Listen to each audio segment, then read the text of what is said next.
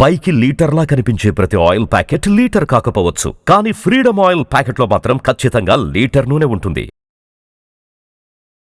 అందరికీ నమస్కారం. నా పేరు మాధురి. మీరు చూస్తున్నది సుమన్ టీవీ నెట్వర్క్. ఈరోజు మనతో పాటు ఉన్నారు ప్రముఖ జ్యోతిష పండితులు బ్రహ్మశ్రీ నందిబట్ల శ్రీహరి శర్మ గురువు గారు. నమస్కారం గురువు గారు. వాగర్థావివ సంపృక్తౌ వాగర్థ ప్రతిపత్తయే జగతః పితరౌ వందే పార్వతీ పరమేశ్వరౌ. ఆదిత్యాయ చ సోమాయ మంగళాయ బుధాయ చ గురుశుక్ర శనిభ్యశ్చ రాహవే కేతవే నమః.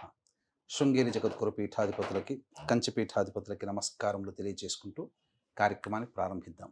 గురుగారు, మనం ఒక ఉన్నతమైన స్థానంలో ఉండాలంటే మన చుట్టూ ఉన్న వాళ్ళ మధ్యలో నుంచే మనకి అది స్టార్ట్ అవుతూ ఉంటుంది కదండి. అలానే మిత్రులు కావచ్చు, శత్రువులు కావచ్చు. శత్రువులు మన నుంచి తొలగిపోవాలనుకున్నా, లేదంటే కోల్పోయిన మిత్రులు మళ్ళీ మనకి దగ్గర అవ్వాలన్నా, భార్యాభర్తలు విడిపోతున్న వాళ్ళు దగ్గర అవ్వాలన్నా ఎలాంటి మంత్రం జపిస్తే ఇదంతా సాధ్యం అవుతుందంటారు? మన సనాతన ధర్మంలో మనం ఎవ్వరిని కూడా ఇబ్బంది పెట్టకుండా అందరూ మనవారే, ఎవరి స్వేచ్ఛగా వారు జీవించి ఉండేటువంటిదే ఈ సనాతన ధర్మం. ఇట్టి సనాతన ధర్మంలో మనం ఎవ్వరి చెడు కూడా మనం కోరుకోము. ఒకరు ఇలా ఉండిపోవాలి, ఇలానే జీవించాలని మనం ఎక్కడ అనం. ఎవరి వ్యక్తిగత స్వేచ్ఛ ఈ యొక్క ధర్మంలో ఉంది కాబట్టి ఈ దేశంలో వందల వేల సంవత్సరాల నుంచి అనేక మతాల వాళ్ళు కలిసిమెలిసి జీవించారు. అంటే ఎక్కడి నుంచో రాలేదు. ఇప్పుడు మనకు ఇదివరకు ఎలా ఉండేది?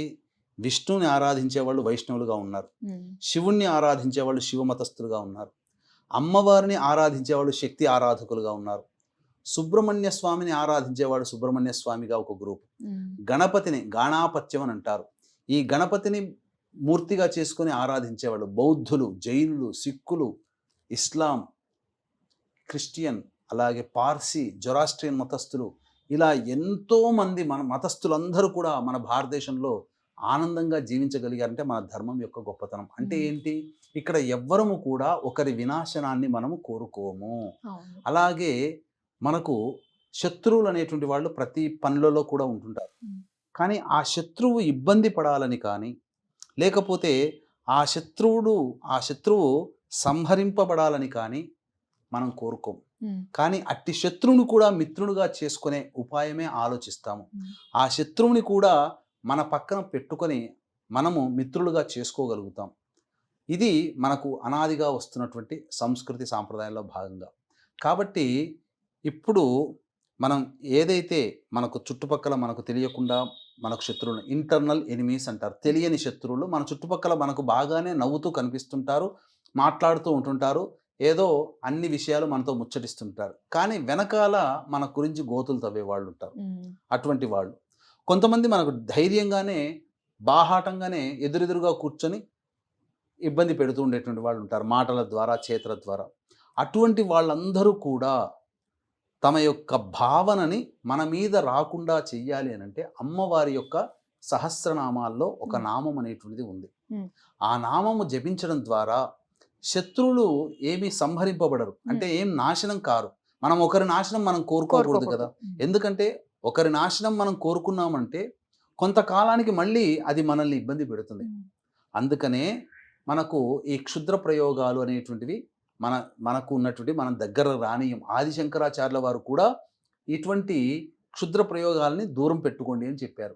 అందుకనే వివిధ మతాలలో ఉన్నటువంటి చెడునంతా పక్కకు పెట్టి అన్ని మతాలలో ఉన్నటువంటి మంచిని తీసుకొని పంచదేవత ఆరాధన అనగా పంచాయతన పూజ అని పెట్టారు.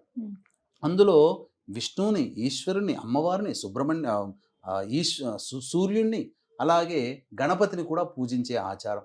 5 దేవతల్ని, 5 రకాల మతాల వాళ్ళు 5 రకాల దేవతల్ని ఒకచోట చేర్చి పంచాయతన విధానం అని చెప్పి అన్ని దేవతల యొక్క అనుగ్రహాన్ని పొందే విధంగా ఈ పూజా విధానాన్ని మనకు అలవర్చారు. అదే దక్షిణాచార ప్రకారం. కాబట్టి ఇక్కడ మనం గమనించాల్సినటువంటిది ఏంటంటే ఈ ఉన్నటువంటి అమ్మవారి నామాలలో ఓం దేవకార్య సముద్యతాయై నమః అనేటువంటి నామం. ఈ నామాన్ని కంటిన్యూస్గా రోజుకి 108 సార్లు కానీ చేసుకున్నట్లయితే ఒక మండలం రోజుల్లోనే దీని ప్రభావం మనకు ఎలా తెలుస్తుందనంటే మనకు వెనకాల ఉండి గోతులు తవ్వే వాళ్ళ ఆలోచనలు తగ్గిపోతాయి. అంటే మన మీద కాన్సన్ట్రేషన్ చేయలేనంత బిజీగానైనా అయిపోతారు వాళ్ళు. ఓకే. లేకపోతే మనకెందుకులే వాళ్ళ జీవన వాళ్ళు ఉండనియండి, వాళ్ళ పనేందో వాళ్ళు చేసుకునేయండి అని సైడ్ అయిపోతారు. అంతే తప్ప మన మీద కాన్సన్ట్రేషన్ చేసి మన పనులను చెడగొట్టే విధంగా ఆలోచనలు మాత్రం చెయ్యలేరు. ఈ మంత్రం అనేటువంటిది వ్యక్తి నాశనాన్ని కోరుకోదు, ఆ వ్యక్తి యొక్క చెడు ఆలోచనలని తగ్గిస్తుంది. అందుకనే మనకు ఈ సంబంధించినటువంటి అరణ్య పర్వం, మహాభారతంలో అరణ్య పర్వంలో ఏం చెప్పబడి ఉందనంటే, మంచిని కాపాడేటువంటివన్నీ కూడాను దేవతల యొక్క విషయంగా, చెడునన్నింటినీ కూడాను రాక్షసులుగా చెప్పబడి ఉంది. కాబట్టి కౌరవులంతా రాక్షసులు, పాండవులంతా దేవతల పటాన ఉన్నటువంటి వాళ్ళని చెప్పడం జరిగింది. కాబట్టి ప్రతిరోజు నియమంగా లేకుండా ఈ అమ్మవారి నామాన్ని ఓం దేవకార్య సముద్యతాయై నమః అనే నామాన్ని రోజుకి 27 సార్లు జపం చేసుకుంటే ఆ రోజు మనకు చుట్టుపక్కల ఉన్న వాళ్ళందరూ కూడా స్నేహితులు అవుతారు. వాళ్ళ చెడు ఆలోచనలు మన మీద పనిచేయవు. అన్నిటికంటే ముఖ్యంగా దంపతులు మధ్య ఉన్నటువంటి విభేదాలు కూడా తొలగిపోతాయి. ఎందుకనంటే తరచూ భార్యాభర్తల మధ్యలో ఎవరైనా ప్రతిరోజు మాట అనుకుంటారు, ఈగో ప్రాబ్లమ్స్ అనేటువంటివి వస్తాయి. మరీ ఎక్కువైతే ఎడమొహం పెడమంగా ఉంటారు. ఇంకా ఎక్కువగా అయితే ఎవరి పనులలో వాళ్ళు ఉంటారు, ఎవరి పనులు వాళ్ళు కలగజేసుకోరు. ఇంకా దాంపత్య దోషాలుంటే విడిపోయే పరిస్థితికి వస్తుంది. కానీ అంతటి స్థితి రాకుండా ప్రతిరోజు కూడాను ఎవరి మీద వాళ్ళు అంత కాన్సన్ట్రేషన్గా ఉండకుండా ఎవరి పనుల్లో వాళ్ళు ఉంటూ ఒకరినొకరు గౌరవించుకోవాలి దంపతులు అనంటే, ఈ నామాన్ని కనీసం ప్రతిరోజు దంపతులు ఇరువురు కనుక 27 సార్లు కనుక చేసుకుంటే తప్పకుండా ఆ నామ ప్రభావం వలన స్నేహితులుగా కలకాలం చిలకా గోరింకల్లా దంపతులు ఉంటారు అని చెప్పవచ్చు.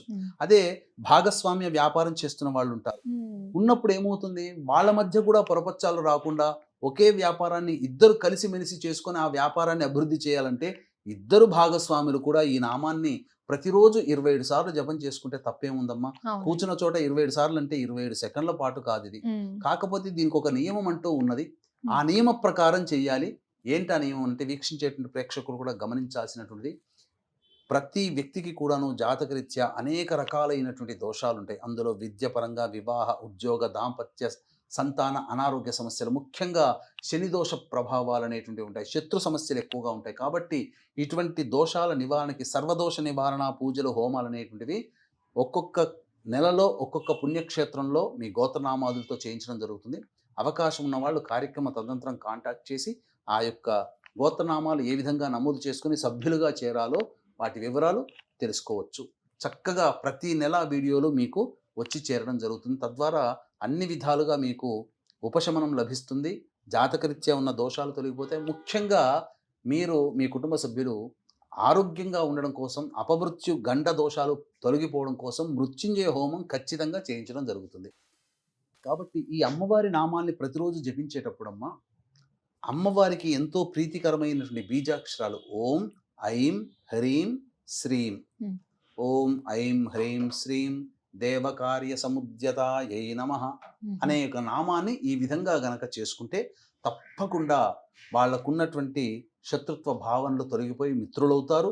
అలాగే దంపతులు కలిసిమెలిసి ఉంటారు. భాగస్వామ్య వ్యాపారస్తులు ఆనందంగా కలిసి వ్యాపారాన్ని అభివృద్ధి చేసుకుంటారు.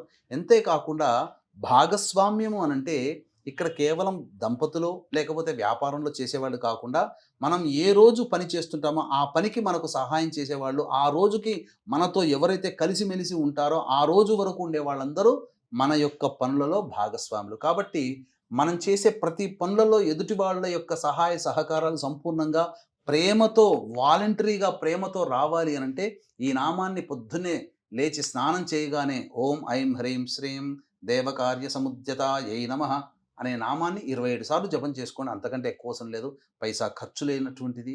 అన్నిటికంటే మించి అమ్మవారి అనుగ్రహాన్ని అతి శీఘ్రంగా ప్రసాదించేటువంటి నామము, అద్భుతము. ఇది చేసి చూడండి. 2 నెలల తర్వాత మీ జీవితంలో జరిగే మార్పులని మళ్ళీ కామెంట్ రూపంలోనే మీరు తెలియజేస్తారని చెప్పవచ్చు. చాలా బాగా తెలియజేశారు గురుగారు. మొత్తం మీద ఏంటంటే బయటికి వెళ్ళే ప్రతి ఒక్కళ్ళు కూడా నిత్యం జపించుకునే మంత్రం అని అర్థమవుతుంది ఇది. ఇంత చక్కగా తెలియజేసినందుకు ధన్యవాదాలు. సర్వం శ్రీ ఉమామహేశ్వర పరబ్రహ్మార్పణమస్తు.